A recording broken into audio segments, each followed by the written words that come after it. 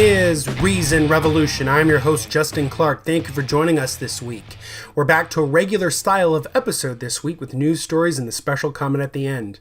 But I just want to remind you, please take a look at my previous episode with Trav Mamone. It was an excellent interview. We had a really great discussion about atheism and the LGBT community and humanism and the future of humanism and atheism. And it was a really great interview. I really hope to have Trav back on the show sometime. But yeah, definitely check that episode out. I really enjoyed that interview. I'd like to have more people listen to it. So without further ado, let's get into it. These are the short takes. This comes to us from the Associated Press.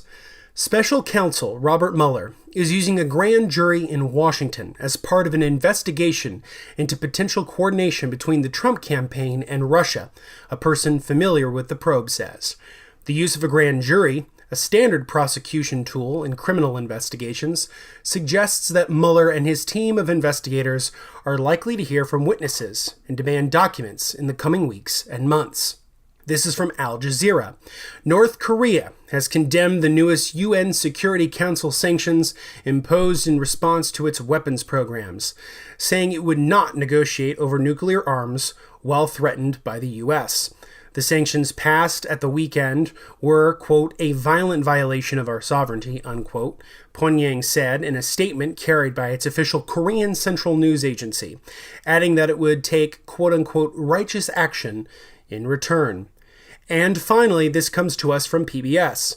Los Angeles will host the 2028 Summer Olympic Games, the International Olympic Committee announced last Monday.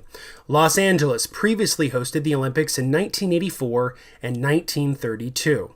The United States last hosted the Summer Olympics in Atlanta in 1996. Those are the short takes. Now on to the full news items. This comes to us from Vox.com. It's by Garrett Williams. Democrats' 2018 strategy includes supporting candidates that oppose abortion. I'm going to be quoting from the article now. In an interview with The Hill published last Monday, Representative Ben Ray-Lujan, the chair of the Democratic Congressional Campaign Committee, clarified that the party will not withhold funds from candidates who oppose abortion, saying, quote, there is not a litmus test for Democratic candidates. I'm going to be quoting from the article again. These comments run in contrast to a statement from DNC Chair Tom Perez in April, reported by the Huffington Post, where he said of a woman's right to choose, quote unquote, this is not negotiable and should not change city by city or state by state. So this got a pretty strong response from NARAL Pro-Choice America, who said it was like being thrown under the bus by the party, alongside other pretty prominent Democrats. I know Howard Dean had said that if the Democratic Congressional Campaign Committee, the DCCC, had supported pro-life candidates, that he might withhold support from the DCCC or the Democratic Party in general. This is a huge change within the last 2 years. And in some respects, it is logical. The Democratic Party have been really trounced in local elections over the last decade or so. After the 2006 elections, where they did very, very well, and then the 2008 elections, where they did remarkably well, winning back the White House with President Obama, and getting the House and the Senate back for the first time in, I think, 15 or so years. This is a really strong opportunity for them to kind of gain the momentum they used to have. Part of that is just social. So when you run a candidate in a particular district, say in like a southern district or in a working class or blue collar district, sometimes you have to make them match to kind of where they live. So for example, my Democratic U.S. Senator is Joe Donnelly here in Indiana, and he's a pro-life Democrat. But he doesn't make abortion an issue. It was a fairly strong opponent of the Senate Republicans' efforts to repeal and try to replace the Affordable Care Act. So Donnelly's not someone to really worry about that much, but this does bring a really clear distinction. A generation ago, the Democratic Party used to be a much broader tint than it is today, and in some respects that is partially due to the fact that it has really shifted over the last 50 years, starting with Lyndon Johnson, with the Civil Rights and Voting Rights Acts. I mean, he tells that story about how, I lost the South for a generation, and he was right. People who had been solidly Democrats in the South for generations became Republicans and became fairly fervent Republicans. And so there was a huge party shift that happened from the 1930s through the 1960s. And this became even more so after the 1960s with the wave of the New Left that became a prominent force within the Democratic Party. And one of those battles was abortion rights. And as somebody who's pretty strongly pro-choice, I'm very disturbed by the idea that the Democratic Party, who are in many ways the only institutional wing of the political spectrum right now, that is in some respects a protector of women's reproductive health, are going down this road. I don't think it's going to win them a lot of elections. I mean, they really want to try to get 217 in the House. That'll get them the House back. It's 217 at a minimum. But I don't think it's going to. I think that this is a bad policy because it's kind of a catch-22. So if they go down the route of being sort of pro-life Democrats, yeah, you might pick up some seats that you wouldn't have otherwise, but you're going to alienate the strong Democratic voters who are pro-choice voters you've had for decades. And let's say that if you, in the inverse of that, if you only support pro-choice candidates, then you lose the potential to maybe pick up a few seats with a more economically populist message and more economic progressive message that you would have otherwise. This is kind of tough. And so there's going to be, I think, an internal battle between the Democratic Party's leadership at the DNC with Tom Perez and the DCCC, with Representative, Ben Ray Lujan. There's going to be, I think, a huge fissure that's going to exist within the Democratic Party. And this is pretty typical. The Democrats and the left in general tend to eat their own. As somebody who's a part of the left, I mean, it's pretty damned common. That there's a certain amount of ideological purity, which is interesting considering that we liberals often lambast conservatives for their ideological purity on issues of abortion rights or women's rights or war or taxation or the role of government. We tend to criticize the Democrats for being dogmatic, but it's just a matter of figuring out what the best policy is going forward. And I don't think the Democratic Party has figured out exactly its message yet. I know that they have unveiled a new slogan for the party. I think it's called A Better Deal, which sounds great. But my first thought when I heard it was, compared to what? I mean, your deal could be completely dog shit, but compared to the Trump and the Republicans, it will look like fucking caviar. I mean, and that's really the problem, is it's like, the Democrats are sort of in the wilderness right now, and they have to find a message that is stronger than we are against Trump. They have to find a stronger message than that. And they're not going to be able to win elections again unless they sort of figure out that message. And one of the, I think, consequences of that is having very tough discussions about how do we fund candidates who are with us, 85% in terms of economic issues, inequality, women's rights and things like this, but they're pro-life.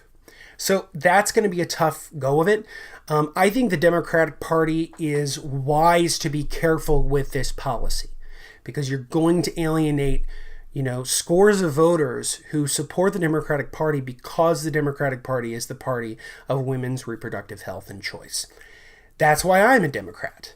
It's one of the reasons that I'm a Democrat and that I tend to vote Democratic, because I am pro-choice and I believe in women's reproductive rights.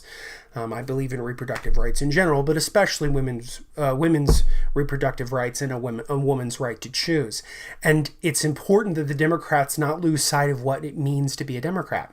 And so I think they're better off focusing more on a economically progressive message and offering a strong alternative to Trump, not just a better deal, but the best deal, and that's what I hope that they'll sort of do. I think that the Democrats can be pretty damn proud of their efforts to stop the repeal of the Affordable Care Act, not to mention the thousands upon thousands of protesters who came to Washington and fought against this disgraceful health care proposal. So the Democrats can be pretty proud about that. But they've got a long way to go. And this article that I'm talking about, this issue within the Democrats about funding congressional candidates that are pro-life, is just one of the myriad issues that are going to come up, especially as we get closer to the 2018 midterms and into the 2020 election. I can tell you that I would not support a Democratic candidate who is pro-life at the presidential level. I'm okay with them at the congressional level because I understand the logic of the DCCC saying we have to cater to the audience, but they shouldn't have to do that all the time. And they shouldn't give up their general message of women's reproductive health and choice for the sake of picking up a few seats they may lose in a few years anyway. I think it's better to think about the long-term prospects rather than sort of the short term. And I hope that the Democratic Party figures that out and that they kind of move forward with a new policy that is more focused on local elections and sort of economic progressivism. So that's kind of my take on what's been going on here with the Democratic Party. Let's move on to our next news story. This news story comes to us from the Committee for Skeptical Inquiry. It's a division of the Center for Inquiry. Full disclosure, I'm a member of the Center for Inquiry. Just want to get that out of the way. And this is by Nicholas Little, who's one of their legal directors, and it's called Homeopathy is a Sham. And I'm going to be quoting the article now. Homeopathy is a sham. Homeopathic remedies have been shown repeatedly by scientific research to be at best placebos. The entire theoretical basis of homeopathy, the concept that like treats like, and that increasingly diluting an alleged active ingredient to untraceably small concentrations, while periodically shaking the solution actually increases its potency, is laughable, and no credible research has shown it to have any validity. Frustrating as that may be, we at the Center for Inquiry believe that it is an adult's right. If they want to waste their money on such nonsense, they may do so, just as they may buy healing crystals or visit a Reiki practitioner. However, there are important caveats. We have extreme misgivings about parents eschewing science-based medicine and treating their children homeopathically. The denial of real medicine to those who have no say in their treatment leads to short-term pain and suffering and often long-term negative consequences up to and including preventable death. We also believe that if adults are purchasing such products, they should be provided with true information about what they are spending money on. Homeopathic products should not be marketed in a deceptive manner. And so it goes on. He sort of argues that the Food and Drug Administration and the Federal Trade Commission, which regulates homeopathic medications, the FDA oversees, I'm going to be quoting again here, quote-unquote, products may be offered for sale in this manner, and the FTC regulates how these products may be marketed. Both agencies have in recent years undertaken a view of their regulation of OTC homeopathic products, and CFI contributed testimony to both. So it looks like what they're going to be trying to do is a stronger enforcement of the regulations against the claims that homeopathic remedies make. So in November 2016, the FTC issued an enforcement policy statement detailing a change in its approach to the regulation of OTC homeopathic products.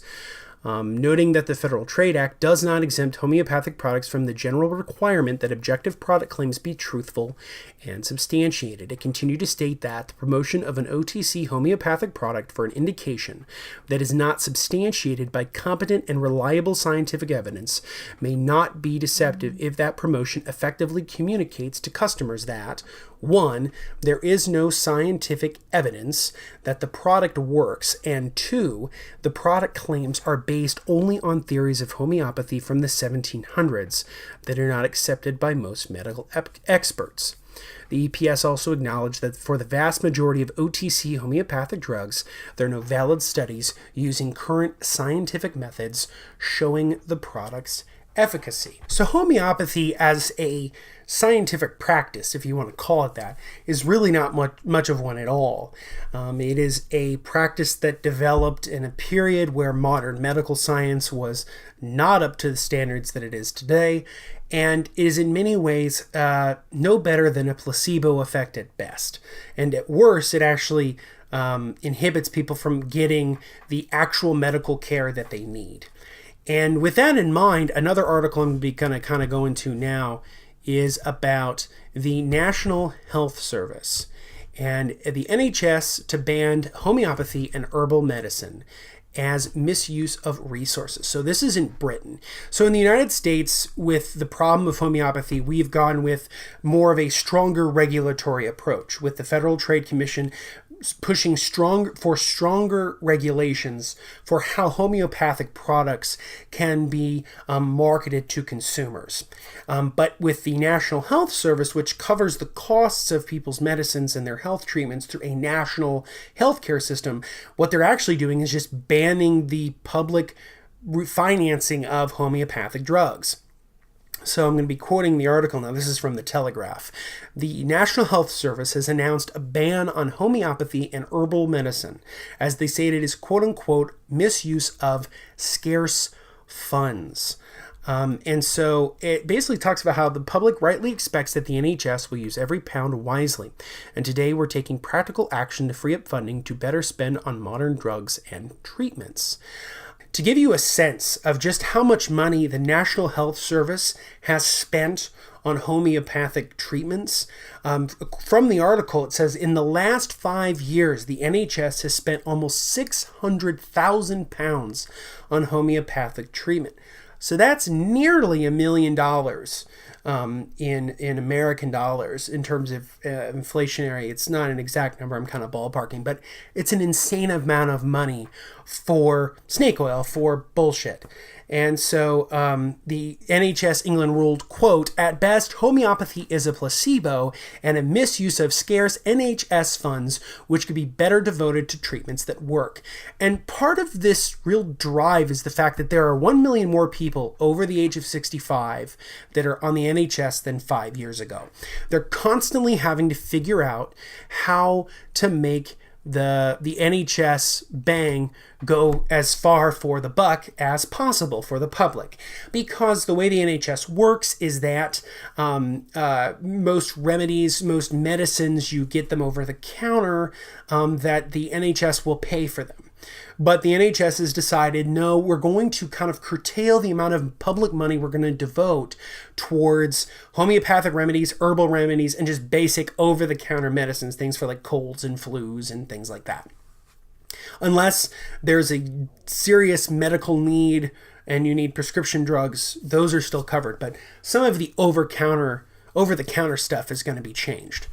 And so this is the quote that I really like at the best is from the end of this article. This is from Professor Edzard Ernst, Emeritus Professor, University of Exeter, a leading critic of alternative medicine, said the decision to stop funding homeopathy was, quote-unquote, long overdue. I'm going to be quoting the professor now. Since it was first invented nearly 200 years ago, homeopathy has been criticized for flying in the face of science and common sense.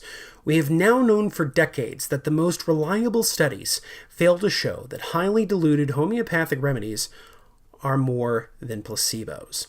The NHS has a legal, moral, and ethical duty to spend our scarce funds wisely. I cannot think of a less prudent way to spend them on than homeopathy. And I agree. Homeopathy is fucking nonsense. I don't believe, it's very much like the United States, that we here in the United States, we actually allow insurance to be billed for chiropractic medicine, which I think is also nonsense. And we've talked about chiropractic medicine on an earlier episode when I read Yvette Detremont, the Cybabes, excellent article about homeopathy. Not homeopathy, but chiropractic medicine. And by the way, just as a quick side note, she has an excellent new article about David Avocado Wolf, the sort of alternative health guru who's a sort of huge hit on Facebook with a lot of his memes and talks about chocolate solar energy and kind of bullshit like that. I highly suggest that you read that article. We might actually go over the article in a future episode just because the article is fantastic, and I'd love to kind of unpack what's wrong with David Avocado Wolf. But just to kind of sum up the rest of these pieces here, I think that homeopathy is a sham. The public should be paying their own money for things like that. I don't think that public money, particularly in the NHS, should go towards it. I don't think public money in the form of insurance here in the United States should go towards it. And I also think that here in the States, I think that the FDA and the FTC, I think, need to really crack down on these supposed remedies, because they're just snake oil. They're just nonsense. They're no better than a placebo effect, and oftentimes they inhibit people from getting the real care that they need. So that's it for the news items. Let's move on to Theocracy Watch. This is from USA Today. Cabinet members get together for weekly Bible study. I'm going to be quoting the article now. CBN News reported that once a week, about a dozen members of the cabinet gather to study Scripture. Among those who regularly attend are Education Secretary Betsy DeVos, Agricultural Secretary Sonny Perdue, Energy Secretary Rick Perry, CIA Director Mike Pompeo, and Attorney General Jeff Sessions.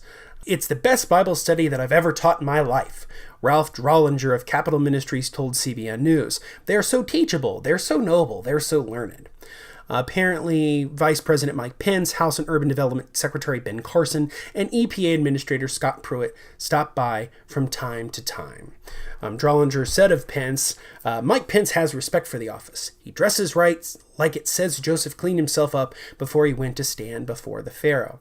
Drollinger leads an organization called Capital Ministries, which he founded in 1996.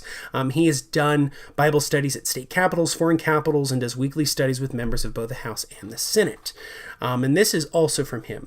Quote, making disciples of Jesus Christ in the political arena of the United States of America and in foreign capitals around the world has been the mission of Capital Ministries from our beginning. And that's from his website. It's pretty wild. Drollinger noted that Sessions will apply what he learns at Bible study to his job. So this kind of goes part and parcel with the article we talked about a couple episodes back about the evangelical preachers praying over Trump and that really creepy picture. First off, I don't like the idea of legislators doing a Bible study in the Capitol at all. They can certainly do it on their private time, and I think this is likely on their own private time. But either way, I think it's pretty alarming, and I think it's indicative of a larger trend that's going on within the White House. And I'm going to be now moving on to, I think, an even more terrifying article. This comes to us from Right Wing Watch. Richard Land, religious right has unprecedented access and impact on policy in Trump administration. Richard Land, the controversial former head of the Southern Baptist Convention's public policy arm, joined the Family Research Council's Washington Watch program last night, so it's about a week ago, where he marveled that the religious right has gained unprecedented access to the White House during the Trump administration, including having an impact on policy. This story is pretty fascinating, so I'm going to kind of talk here about some of the quotes. So this comes from Ronnie Floyd, the former SBC president who was guest hosting the program, asked Land to comment on some of the good things that evangelicals need to be celebrating about Trump's presidency. And Land told him that Trump has been a very pleasant surprise to me. He gave us Justice Gorsuch, who's going to be the gift that keeps on giving. He's got 21 people nominated to the federal bench at the appellate level and at the district level, and they're all strong as goat's breath, and they will help to pull the judiciary back from the very progressivist and liberal appointees that Obama gave us. He added that Trump has been undoing regulations a mile a minute and given the religious right unprecedented access. Other evangelicals, including Tony Perkins, Gary Bauer, and of course Ralph Reed, all testify to the fact that we've never had the kind of open access to the administration that we've had in this one. And this is going to be, I think, the most terrifying quote from this article.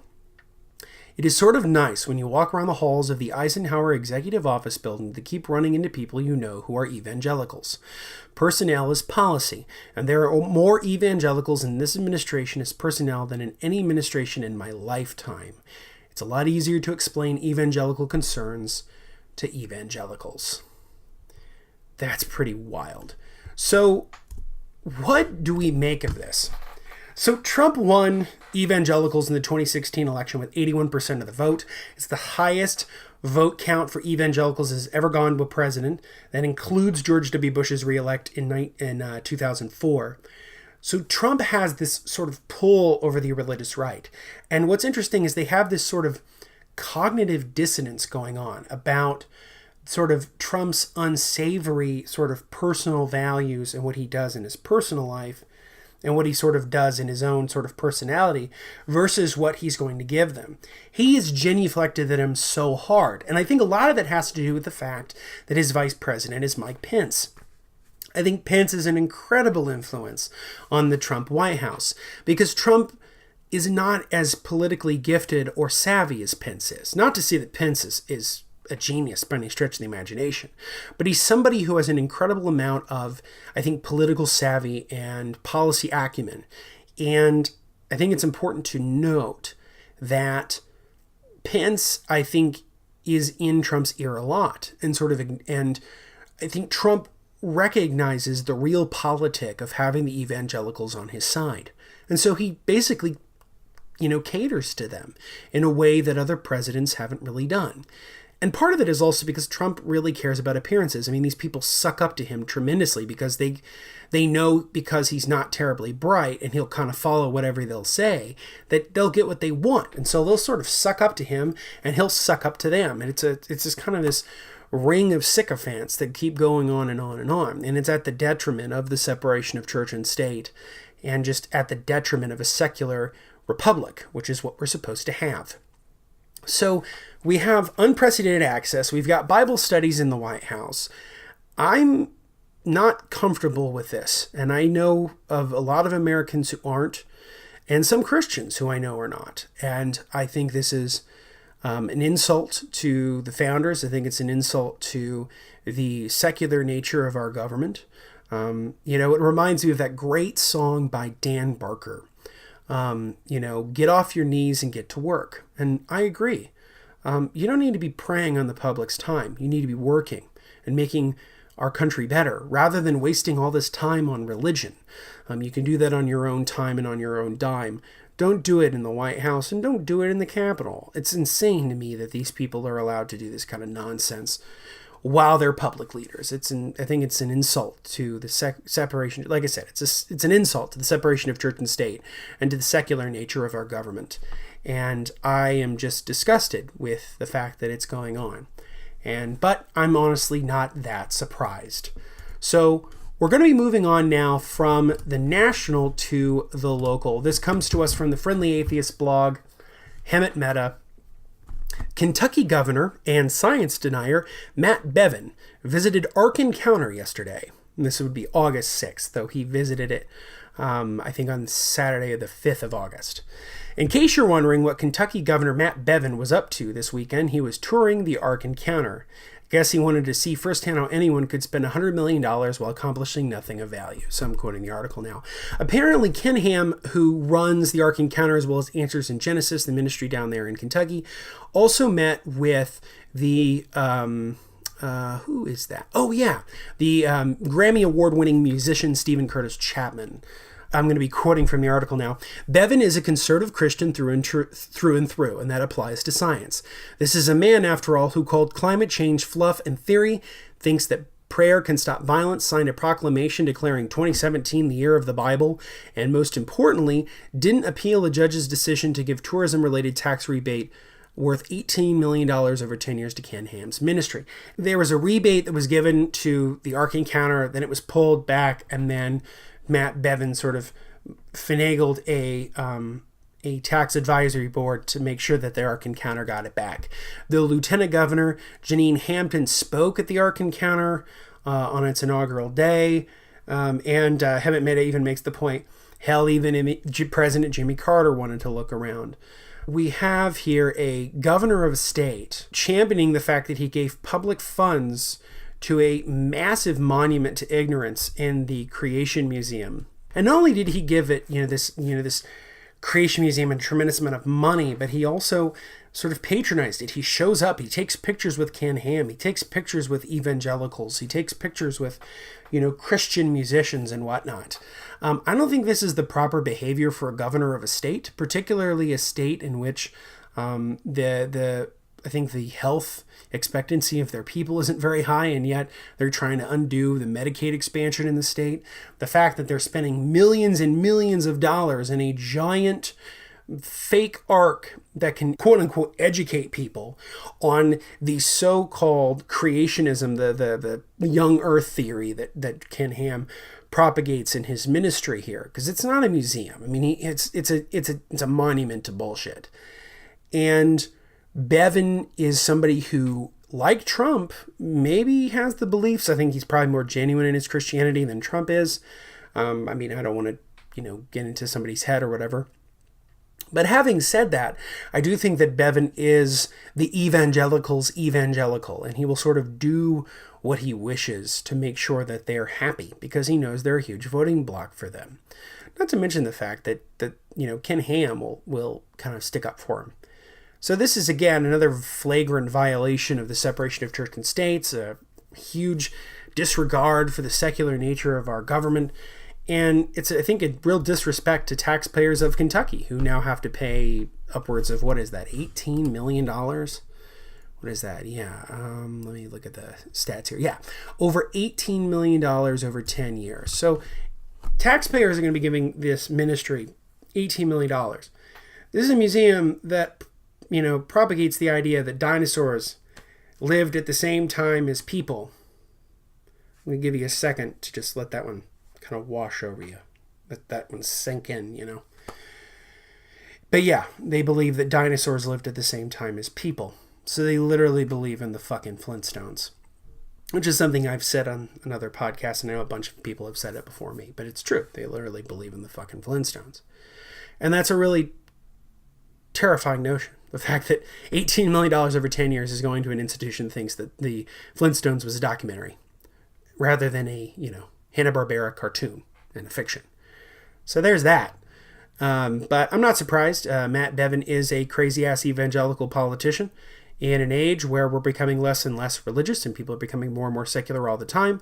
And I think they really feel that. And so they're sort of fighting as best as they can to try to keep on a hold as much as they can within the public sphere. And hopefully these people will start to go away. I'm just looking forward to a day where they have less and less power, to be completely honest with you. So those are the stories for Theocracy Watch. Let's move on to this special comment.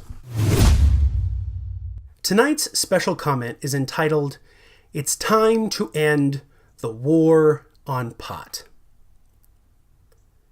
In 1936, a church-funded film called Tell Your Children was released in theaters.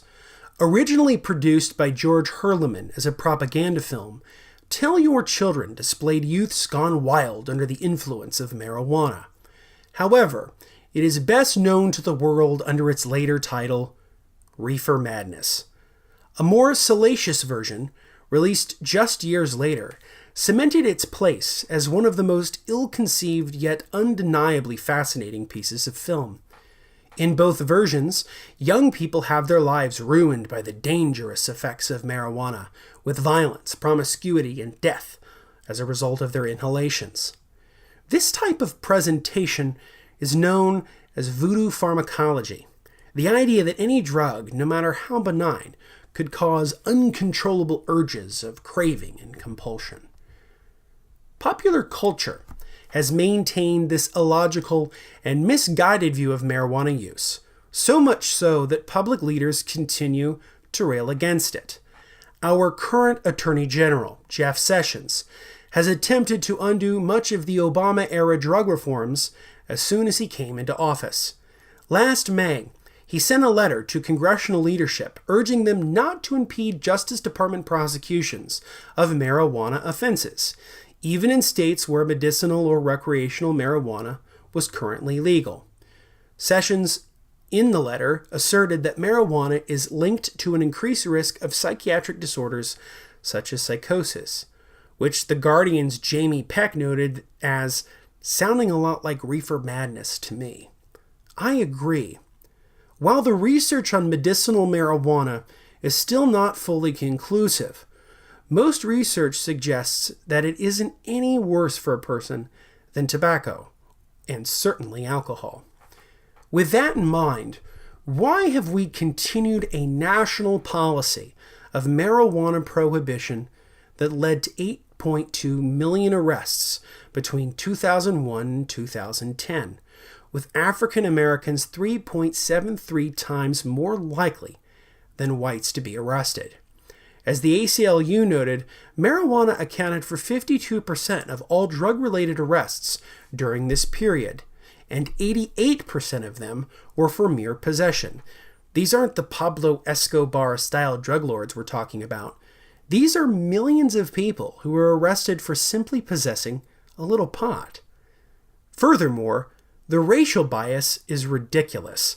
During the same decade, African Americans aged 18 to 25 used marijuana less than whites, but still faced disproportionately higher arrest rates. This is on top of a historically racist and inhumane drug war that has destroyed millions of lives and countless communities. As with many things, you can tie this nonsense back to Richard Nixon. In 1970, President Nixon signed the Controlled Substances Act into law, reclassifying marijuana as a Schedule I drug. To give you a sense of how fucked up that is, Schedule I puts marijuana on par with heroin, a drug that caused nearly 13,000 overdose deaths in 2015. It also classifies marijuana with having no currently accepted medical uses and a lack of accepted safety for medical use. This is definitely not the case.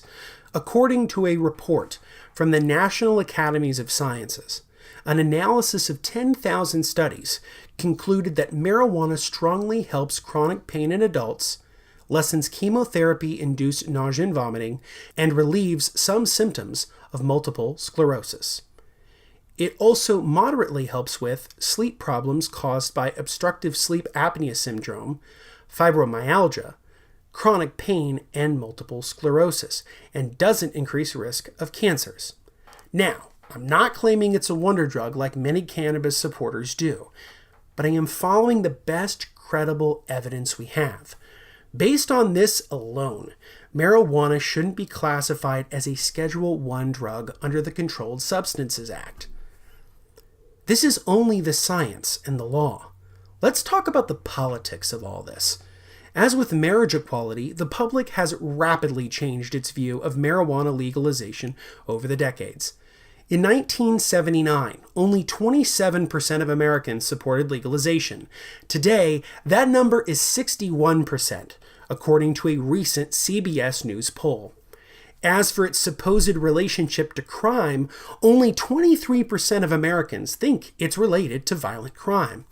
As for its supposed danger to consumers, 53% of Americans think that alcohol is worse than marijuana, with only 7% believing the inverse. What do these statistics say about the changing culture of pot?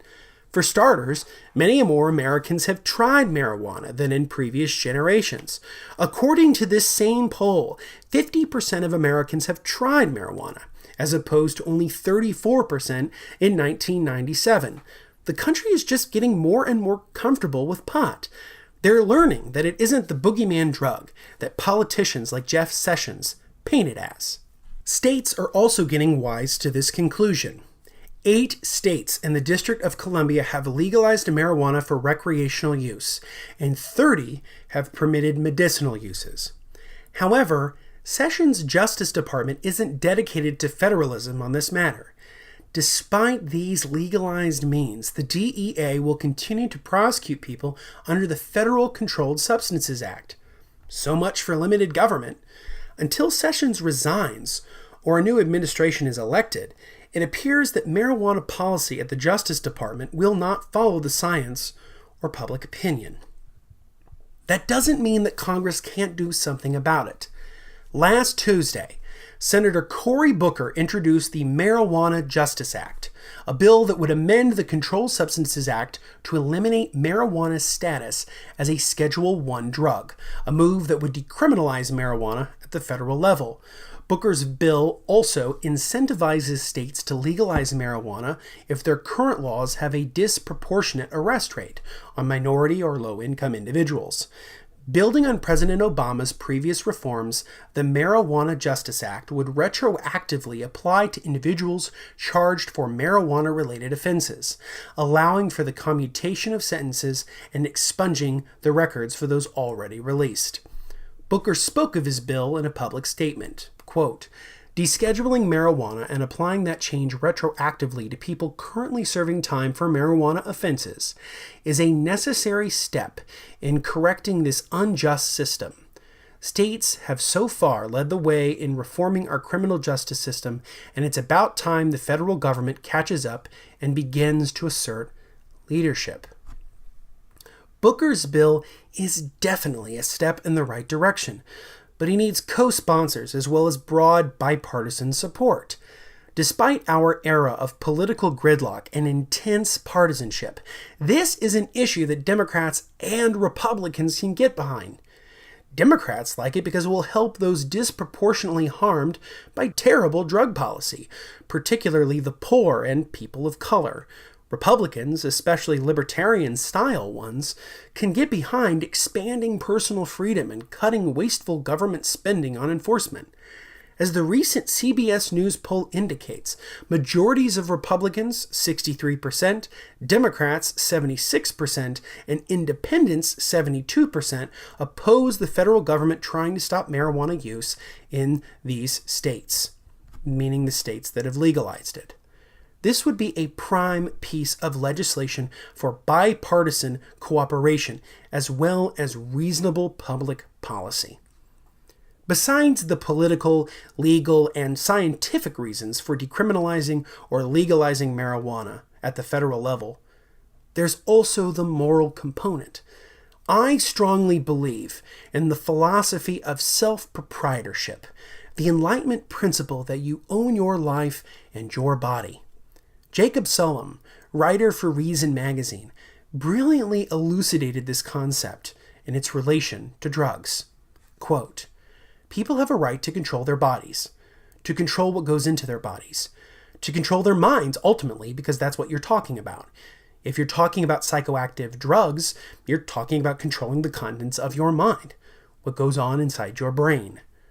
That's a pretty basic right, you would think. Your life should belong to you, and you should be able to do as you wish, so long as you're not violating the rights of others.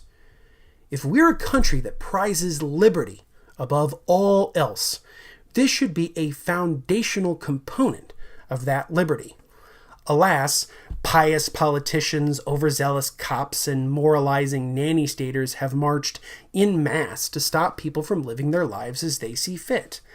Legalizing or decriminalizing marijuana on the federal level would do a great deal to stop them in their tracks, while increasing the liberty, safety, and happiness of our citizens and their communities. Contact your senators and representatives and tell them you want a bipartisan push for decriminalization, if not outright legalization, of marijuana at the federal level.